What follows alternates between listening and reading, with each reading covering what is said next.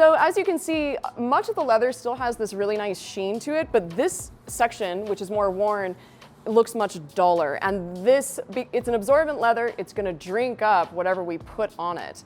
But this area is gonna drink up a lot more. And the most cost-effective way and the best result to address that is to primer this first. Normally I would do a mix of color and clear. I'll do that for the rest of the piece, but for this particularly worn, dull spot, I'm just gonna do a coat of clear to get us going.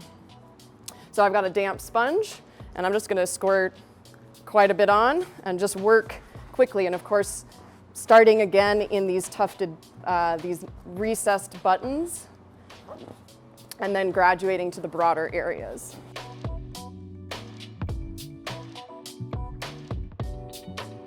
So the clear primer did an excellent job of smoothing out the leather a little bit, making it a little more uniform with the rest of it.